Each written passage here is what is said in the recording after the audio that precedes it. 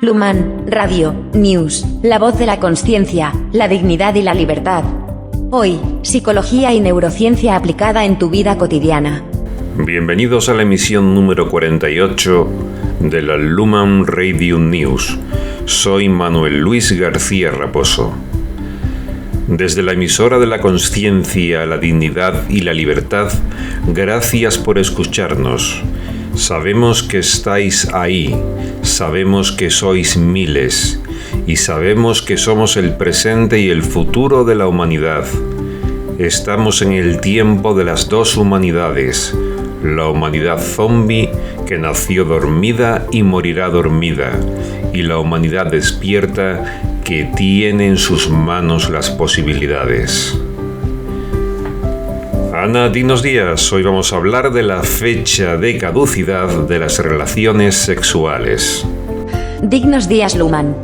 ¿Estás afirmando que la sexualidad humana no es para siempre como nos están vendiendo por la mañana, por la tarde y por la noche?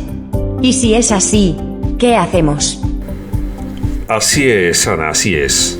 La sexualidad humana siempre tiene fecha de caducidad. Y estoy hablando, como siempre, en general, no en particular, porque cada caso, cada persona es única. Pero lo que digo hace referencia al 90% de las personas, al 90% de los casos. Y siempre habrá una minoría que funcione de otra manera. ¿Vale? Es importante distinguir entre lo general y lo particular.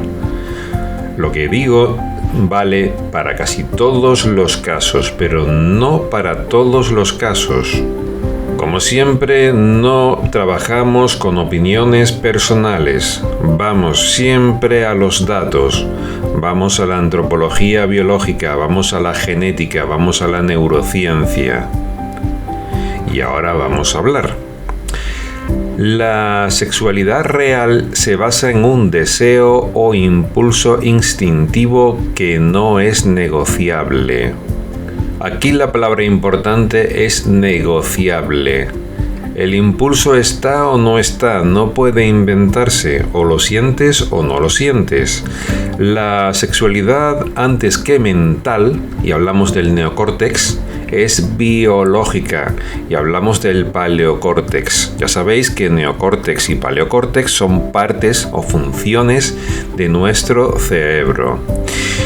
Y sobre lo biológico montamos después lo mental, lo emocional y por supuesto lo cultural. Y os cuento una anécdota. Antes de estudiar psicología yo era muy ambientalista, era muy culturalista, era mucho del, bueno, pues con la cultura podemos resolverlo y cambiarlo todo. Cuando estudié ciencia, cuando estudié biología, cuando estudié genética, me di cuenta en directo, para mi desagrado, porque no me gustó lo que vi, que lo que mandan son los genes humanos. Y sobre lo biológico montamos después lo mental, lo emocional y por supuesto lo cultural, como ya he dicho. Lo cultural siempre es una expresión de lo genético, pero primero va lo genético y después va lo cultural. Es cierto que los seres humanos somos una combinación o una suma de factores genéticos por una parte y ambientales y culturales por otro. Es decir, que efectivamente hay un porcentaje de los dos. Pero primero va la biología y después va la cultura o el ambiente, nos guste o no. Y la cultura siempre expresa lo que la genética permite. Esto es una gran píldora roja que casi nadie está dispuesto a admitir, a digerir, a masticar y a metabolizar. Por eso hay tanto sufrimiento humano.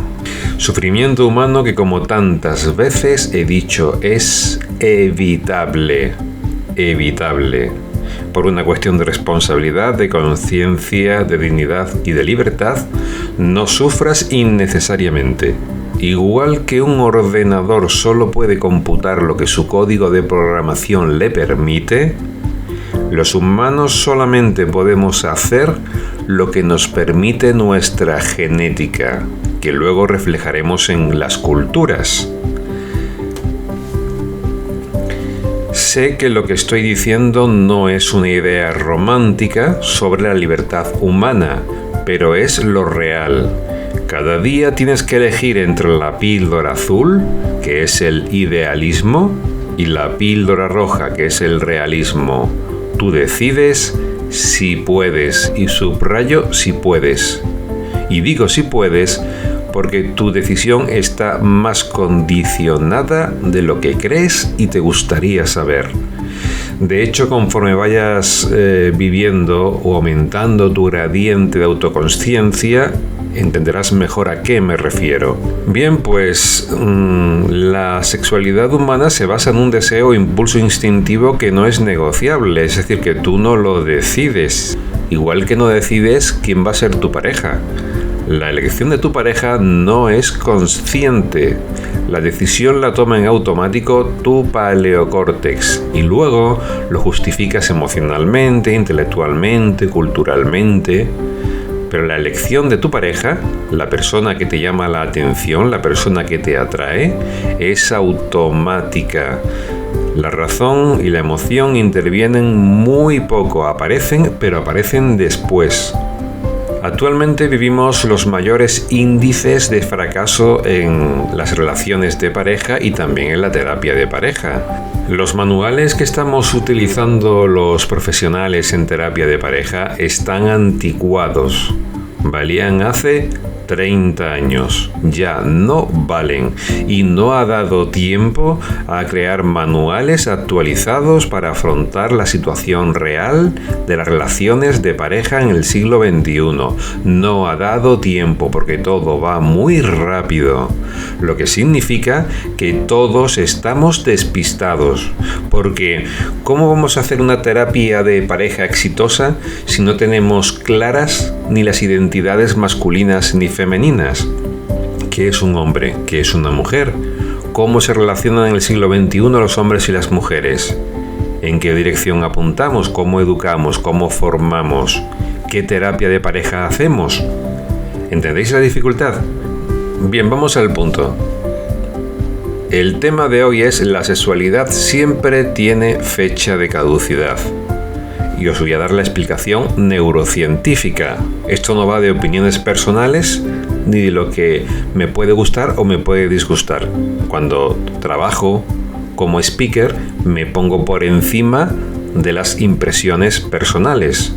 Estamos siendo todo lo posiblemente objetivo que se puede ser, ¿vale? Ya otro día hablaremos de qué es la objetividad, de qué es la subjetividad, pero os adelanto que la objetividad, tal como estamos ahora mismo a nivel de evolución humana, no es más que una especie de superación de la intrasubjetividad personal. Es decir, que hablamos de objetividad cuanto menos subjetivos somos. Pero de eso hablaremos un sábado cuando hablemos de filosofía en el siglo XXI.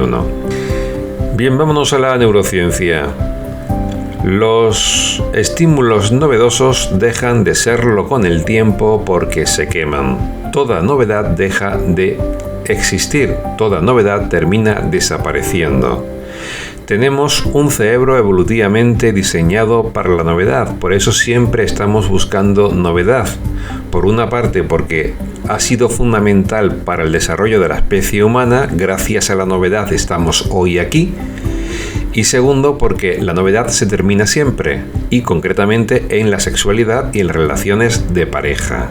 Entonces, hay un apoyo científico que explica claramente por qué todo pierde el color, por qué todo pierde su novedad. La sexualidad está socialmente sobredimensionada. Y esto ha ocurrido así porque vende mucho, es decir, que sobredimensionar la sexualidad humana, es decir, convertirlo todo en sexual, caer en una especie de pansexualidad, pues vende mucho a nivel cultural, a nivel político y sobre todo económico, mueve mucho dinero, mucho poder. Pero la verdadera realidad de la sexualidad, antes que nada, es biológica, genética y evolutiva. Y si no tenemos en cuenta los fundamentos reales de la sexualidad, pues estamos viviendo en un autoengaño. Tened en cuenta que el objetivo de la sexualidad siempre ha sido, fue y será tener hijos, no es otro. Luego culturalmente haremos lo que nos dé la gana y estará bien, mal o regular. No me meto en valoraciones éticas porque un científico no se mete en eso. Pero el objetivo de la sexualidad es tener hijos. La sexualidad es solo la primera parte del proceso, ¿vale? Solamente la primera parte. La segunda es la continuidad de la especie gracias a los hijos. La naturaleza, y cuando hablo de la naturaleza hablo de genética, hablo de biología humana, solo necesita un poco de sexualidad al principio. Luego solo se interesa por los hijos y su desarrollo. Acabo de decirlo todo, acabo de dejarlo muy claro. La sexualidad no es lo que nos han vendido, ¿vale? La sexualidad es lo que había y lo que hay a nivel genético. Y si yo no tengo en cuenta esto, pues no solamente vivo un autoengaño, sino que luego ese autoengaño me va a pasar factura vital de las gordas. Y ahora hablo un paréntesis muy breve para hablar de la sexología y de la terapia de pareja. En sexología, en algunos ámbitos, no todos, se nos ha vendido una sexualidad de calidad hasta edades muy avanzadas, y esto es posible en menos del 80% de los casos. Entonces, siendo realistas, ¿es posible una sexualidad de calidad hasta edades muy avanzadas? Sí, lo es, ¿vale? ¿Pero va a ocurrir en la mayor parte de los casos? No. Estos casos van a ser menos del 80% y tenemos que ser realistas. Y la realidad de la sexualidad para la mayor parte de los seres humanos es que desaparece con los meses o con los años. Lo siento mucho, pero no estoy diciendo nada extraño porque la mayoría de vosotros lo sabéis por experiencia. Lo voy a repetir. La realidad es que el interés por la sexualidad humana entendida como impulso o deseo desaparece con los meses o los años. Y por eso se buscan los sucedáneos a través del porno o los juguetes. De hecho, es un mercado al alza en la actualidad. Y si alguien quiere invertir en acciones, que sepa que este es el futuro y no es un chiste, por suerte o por desgracia. Tenemos que entender la sexualidad humana y las relaciones sexuales humanas como lo que son, un impulso que se genera en automático en el paleocórtex humano, en tu paleocórtex. ¿Y cuál es el otro impulso equivalente? El hambre. Y ahora os voy a hablar del hambre, porque casi todo lo que diga sobre el hambre vale sobre la sexualidad, porque son instintos que se apoyan casi en las mismas redes neuronales. Y es más fácil que entendáis cuando hablo del hambre que cuando hablo del sexo. Bien, tú tu hambre no la puedes negociar. O tienes hambre o no la tienes. No te la puedes inventar. Te lo voy a repetir porque es obvio, pero todavía no has captado la profundidad de lo que te estoy diciendo. Tú no te levantas por la mañana y decides cuándo vas a tener hambre y qué grado de hambre vas a tener. Es algo que te ocurre, igual que la respiración e igual que la circulación de tu sangre. Son procesos automáticos que te mantienen vivo. Bien, pues tu hambre no la puedes negociar, o la tienes o no la tienes. Y si no la tienes, no te la puedes inventar. Es más, sabes que si te fuerzas a comer sin tener hambre, la cosa no termina bien porque estás contra natura, vas contra tus leyes físicas, químicas y biológicas. Y eso no hay quien se lo salte. Bien, pues la sexualidad es igual. Tú no eliges tu nivel de deseo o impulso. Tú no eliges con qué persona vas a tenerlo. Tú no eliges cuánto tiempo te va a durar. El impulso desaparece cuando le da la gana, se mantiene el tiempo que le da la gana y desaparece cuando le da la gana. Es cierto que desde la sexología y desde la neurociencia y desde la psicología y desde la terapia de pareja, pues se puede hacer bastante, pero ese bastante tiene un límite, ¿vale? Volvemos al ejemplo del hambre.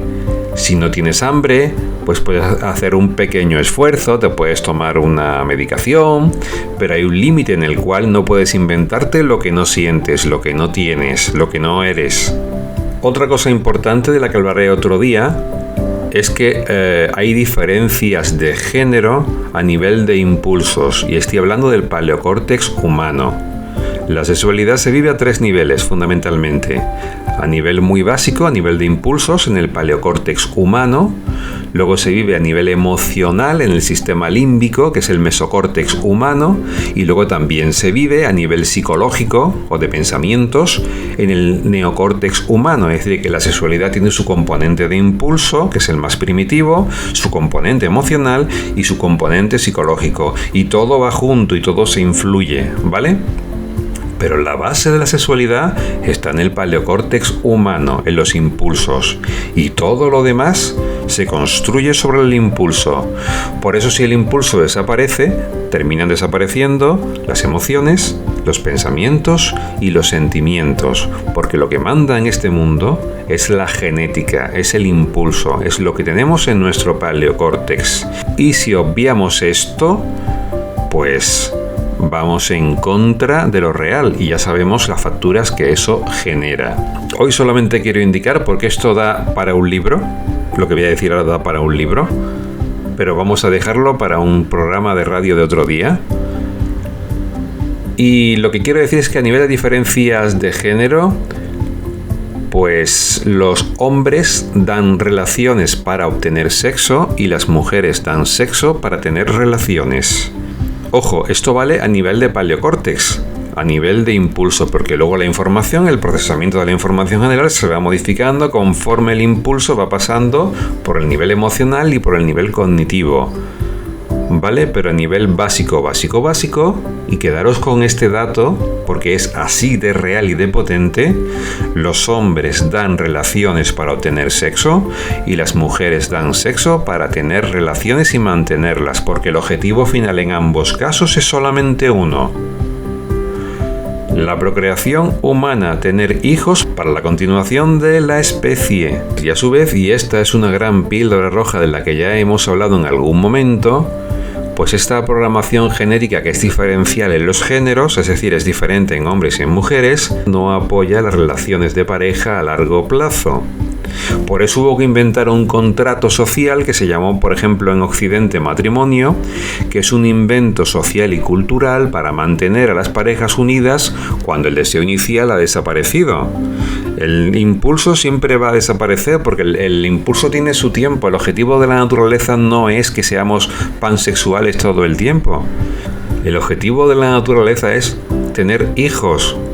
¿Vale? Como ya he dicho, el impulso es solamente la primera parte, por eso termina desapareciendo, porque el objetivo del ser humano no es estar todo el tiempo en relaciones sexuales. Esa es la primera parte. La segunda, tener hijos. Por eso desaparece. Esto que estoy diciendo es una píldora roja difícil de digerir, porque culturalmente se nos cuentan otras cosas, por las razones que sean. Por eso a lo mejor pues tenéis que escuchar varias veces este programa. Y luego también tenemos que tener conciencia de que solamente estoy hablando de píldoras rojas o tomas de conciencia de nivel 6. Existe el nivel 7, el 8, el 9 y el 10, pero eso ahora mismo ni lo planteo, porque si ya es difícil digerir una píldora roja del nivel 6, imaginaros el resto, ¿no? Entonces, poco a poco. La cuestión es, bueno, de acuerdo. ¿Y ahora qué hacemos? ¿Qué hacemos con una sexualidad que tiene fecha de caducidad para más del 80% de la población? Bien, pues eso es lo que voy a contaros en la segunda parte. Os espero. Puedes escuchar la segunda parte de este programa en la plataforma de radio y podcast de iVoox.com. Abajo tienes el enlace. Apúntate y tendrás acceso al mejor contenido VIP del Luhmann Project todos los días. Y nos vemos en la segunda parte.